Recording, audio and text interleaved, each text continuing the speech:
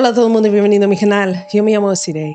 Soy una abogada afro-latina distanciada practicando la ley criminal, pero como todos ustedes, a mí me fascina cuando estamos hablando de casos de crímenes reales. En este video vamos a seguir hablando de Barry Morphew. Si quieren más video en español, nada más dime allá abajo. Hi everyone and welcome back to my channel. My name is Desiree. I'm a licensed and practicing Afro-Latina criminal attorney who, much like the rest of you, has a severe fascination with true crime cases. Listen, you guys, if you'll remember one of my past videos on Barry Lee Morphew, I said that the reason that the prosecution moved to dismiss this case, or partially the reason, is because they were sanctioned by the court. Those sanctions included the limiting of their expert witnesses, as well as the limiting of what testimony can be provided at the trial. I got my hands on the court's order, and I thought it might be interesting to share it with you guys. I'm letting you know right now, this is a fully or almost fully document review video. If it's not your thing, just log off.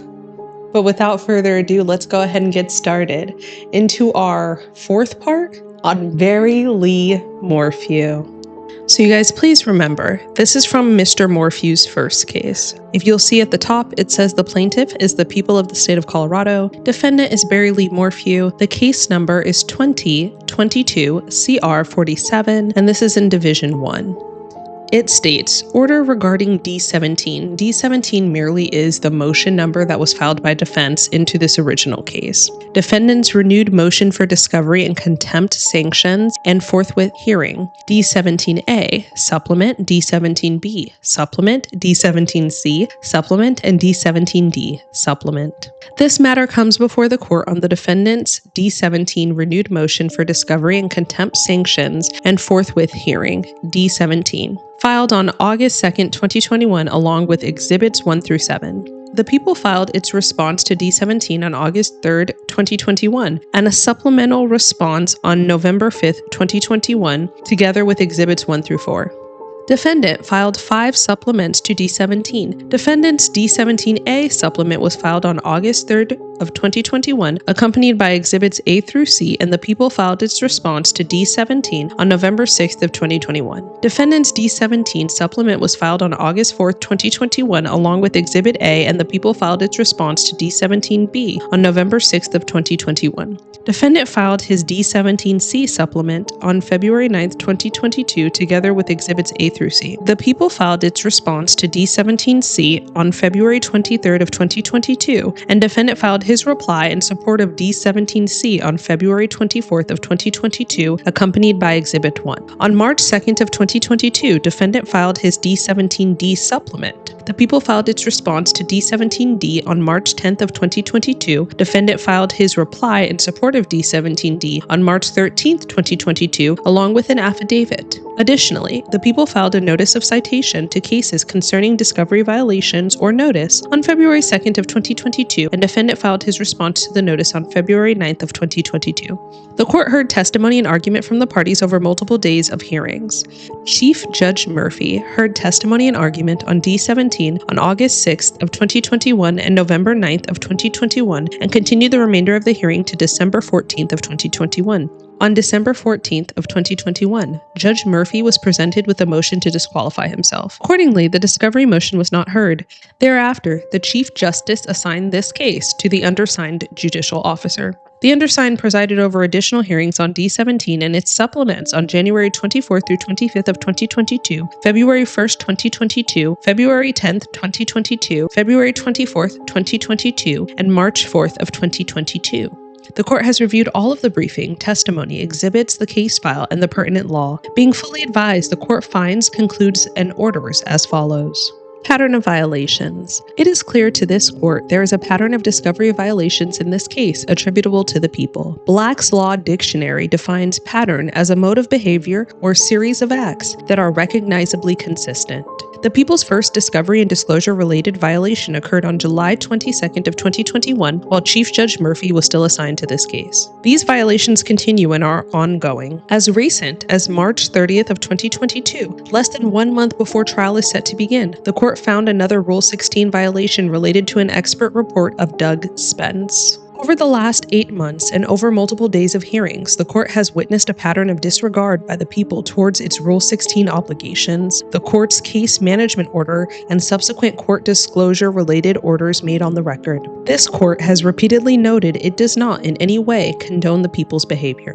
The behavior has, in the court's eyes, been recognizably consistent. While the court, for the reasons stated below, does not find the pattern willful based on the record, the court does find the pattern to be negligent, bordering on reckless. First, the court will start with the most obvious and egregious violation in the court's view, the CODIS matches, i.e., unknown foreign male DNA. These types of materials, as noted by Chief Judge Murphy during his ruling on bond in September of 2021, lend themselves to an alternative suspect theory of the case. Therefore, the materials clearly fall within the People's Rule 16 obligation as material information within his or her possession or control, which tends to negate the guilt of the accused as the offense charged or would tend to reduce the punishment therefore. Chief Judge Murphy did not find the proof evident and presumption great in September 2021, based in part on the DNA evidence and testimony discussed by Mr. Cahill.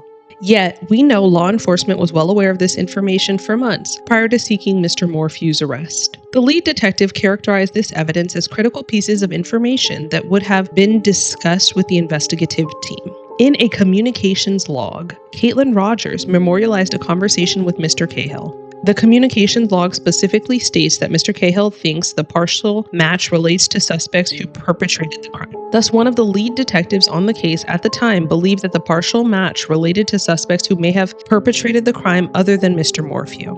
It is utterly absurd to this court that anyone could even fathom arguing that this information does not fall within the mandatory disclosures of Rule 16. The court finds articulable prejudice suffered by the defense because of the people's failure to disclose some of this material. To illustrate, had the defense had all the information surrounding the CODIS matches and related investigation, they may have decided to call witnesses or experts to negate any probable cause findings. Also, at the PEPG, you guys remember that PEPG just means proof evident, presumption great, and preliminary hearing. Mr. Cahill, one of the lead detectives on the case, testified that he only reviewed 19 pages of the arrest affidavit, yet subsequent disclosures indicated he had reviewed it in its entirety and even offered specific critiques to the affiant. Those untimely disclosures could have been used to impeach his testimony. Some of the reports related to the CODIS matches were in the people's constructive possession as early as October 2020, yet not timely turned over. The court finds the people failed to put in place a system to preserve emails as ordered by Judge Murphy on June 3rd of 2021. Whatever process the people put in place was clearly ineffective, as the witnesses attested on January 24th through 25th and February 1st, 2022, that they did not understand the order. The court finds the people failed to perform their mandatory obligations. The people argued at one point to this court that the information withheld pertained to an ongoing investigation and it was not discoverable information. The court wholeheartedly disagrees with this sentiment. Rule 16 is titled Discovery and Procedure Before Trial. This title embraces the sentiment that discovery in a pending case includes ongoing investigations, testing, etc. If the ongoing investigation produces information, reports, etc. that tends to negate the guilt of the accused, it must be disclosed. It is even more serious in situations such as this case, where the defendant was held on a no-bond hold pending the PEPG and preliminary hearing. Defendant was held on a no-bond hold from May through September of 2021. In this case, information from numerous meetings between law enforcement and the district attorney with CBI DNA analysts concerning the CODIS matches should have been reduced to writing and disclosed to the defense. The prosecution cannot circumvent an obligation to disclose exculpatory information by deliberately avoiding taking notes or reducing statements to writing. Even law enforcement witnesses conceded that this information may be material or have exculpatory value. The CODIS matches were discoverable materials. Also, any steps taken to rule out the possible source of the foreign male DNA is exculpatory information to the accused in a pending criminal prosecution and therefore must be turned over. The court finds that the meetings regarding DNA discussed exculpatory information and information favorable to the accused during the pendency of a criminal prosecution. Therefore, it was incumbent upon law enforcement to reduce said information to writing and disclose it to the defense. The court finds that the people's failure to disclose the unknown foreign male DNA and investigative steps being taken in the summer of 2021 prior to, during, and after the PEPG and preliminary hearing constitutes a violation of Rule 16 and the court's orders. Lastly, it is unclear to the court how much information the affiant had when he submitted the probable cause affidavit or whether CBI failed to disclose certain evidence to the affiant who then unwittingly omitted material information. The affiant states it was edited and reviewed by Special Agent Kenneth Harris and CBI agents Joseph Cahill and Derek Graham. While Mr. Cahill testified under oath at the preliminary hearing that he had only reviewed 19 pages of the affidavit, at another hearing he was impeached by defense with an email he sent to the affiant where he stated he reviewed the affidavit in its entirety and noted that the affidavit lacks detail and specificity, in particular regarding allegations, suspicions, evidence of other possible involved people, and the investigative steps and results. But even so, there is no requirement that an affiant include all information in discovery in support of an arrest warrant, and the defense is not challenging the validity of the warrant itself, i.e. arguing it lacked probable cause. Rather, the defense contends that foregoing omission should have been disclosed through discovery process shortly after Mr. Morphew's arrest, and the prosecution's failure to do so constitutes a discovery violation. The court agrees. On March 10, 2022, this court found numerous violations of Rule 16 and its case management orders as it relates to the people's expert disclosures. The court specifically found exclusion was appropriate because there was a pattern of discovery violations, citing People v. Lee. The court, in issuing its oral ruling, noted Judge Murphy's previous Rule 16 findings and violations of his case management orders in July 2021. On February 24 of 2022, at a separate hearing, the defense asked the court to exclude all the people's experts because they missed the expert disclosure deadline of February 14th of 2022. The people conceded at the hearing that they missed the February 14th, 2022 disclosure deadline, while arguing the Rule 16 deadline of 35 days before trial somehow usurped Chief Judge Murphy's case management authority and rendered the CMO superfluous. On February 24, 2022, notwithstanding the violation, the court granted the people's request for a short extension of up to and including February 28, 2022 to comply with the expert disclosure obligations. The court denied the defense's motion to strike in the same order. The court warned the people, however, of two things. One, the court in no way condones the people's behavior, and two, it will not entertain any further extensions to the people's expert disclosure deadlines.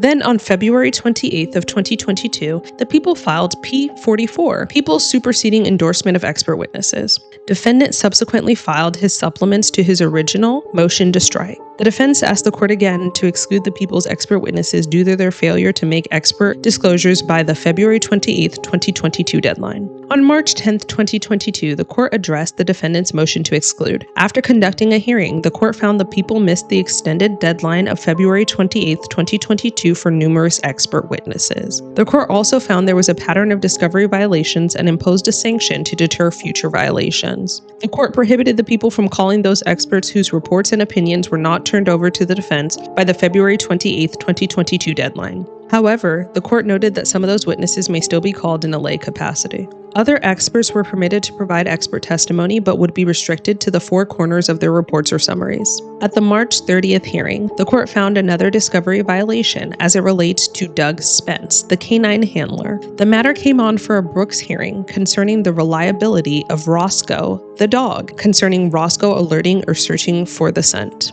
The response to D67 from the people represented that Roscoe never alerted to the scent of Mrs. Morphew. The people opined that because Roscoe never picked up the scent, it supported the people's theory that the bike crash was staged, i.e., Mrs. Morphew was never there, rather another individual placed her bike down the ravine to make it appear like a crash. On the day of the motion hearing, however, the people learned this expert had produced a report but it was not turned over. Consistent with their obligations and continuing duty to disclose pursuant to Rule 16, the people acknowledged the undisclosed report and stated they would not be calling the witness. The court excluded the witness based on the people's stipulation.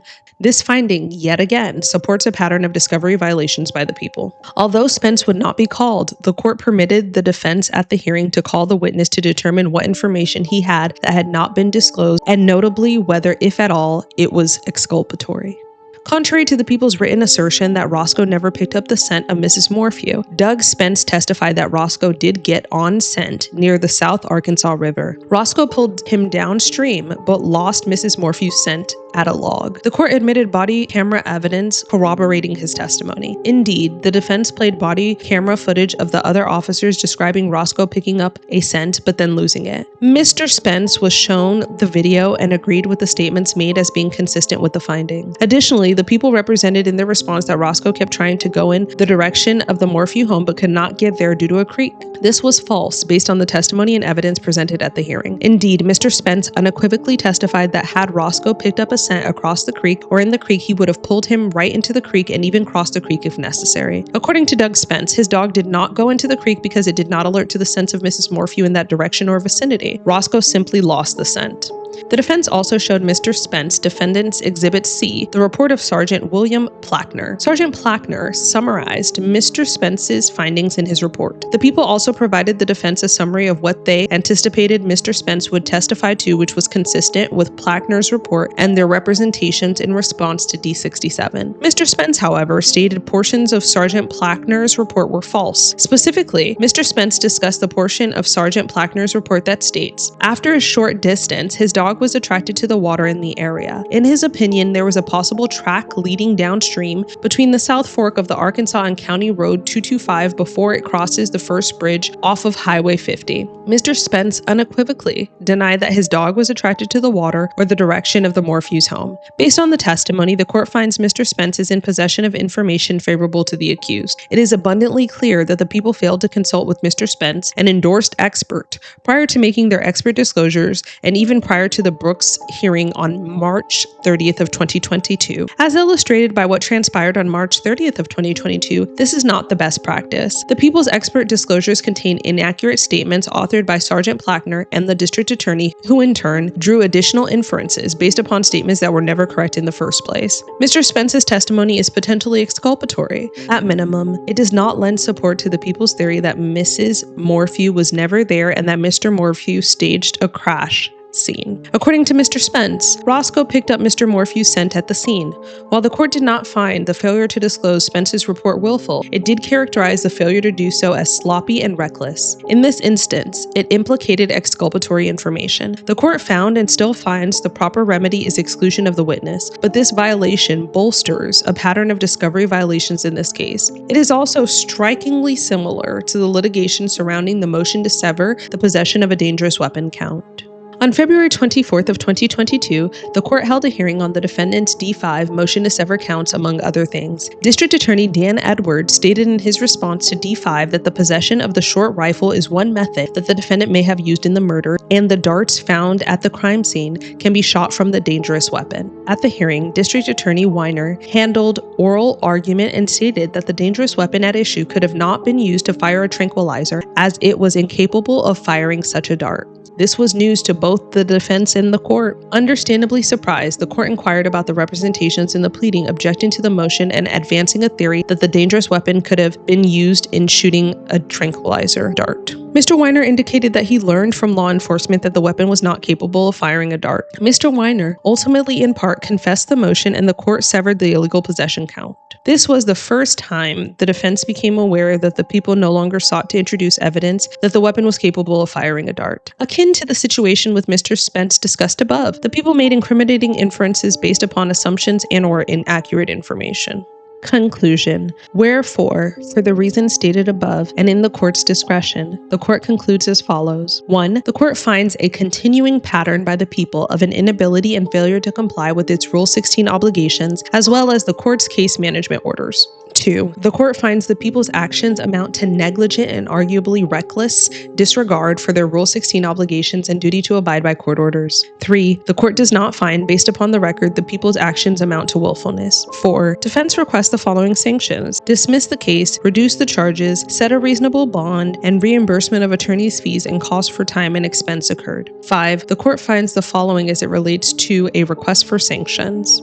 A. On March 10th of 2022, the court sanctioned the people for their continued violations related to expert disclosures and excluded numerous experts as a result. The court excluded the following prosecution experts: Megan Doog, Andrew McDermott, Kevin Hoyland, who were excluded as expert witnesses: James Stevens, Kenneth Hicks, Alex Walker, Andrew Rohich, Jonathan Grusing, Derek Graham, Ken Harris, not permitted to provide expert testimony, free to provide lay opinion testimony, and Caitlin Rogers, who may provide expert testimony but restricted to the four corners of her current report. B. On March 30th of 2022, the court excluded another proffered expert witness, Mr. Doug Spence, albeit based upon stipulation of the people.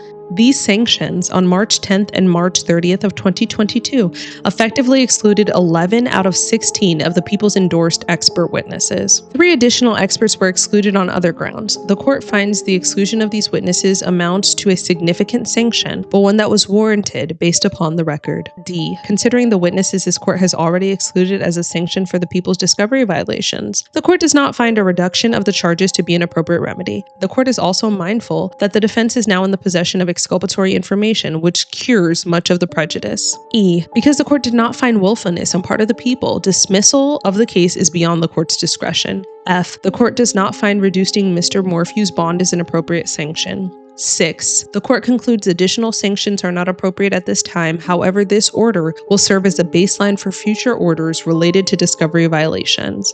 The case is set for trial to begin on April 28th of 2022. So a lot was going on there, you guys, but let me just break it down a little bit further, section by section. First, the court found a discovery violation as it relates to the CODIS matches.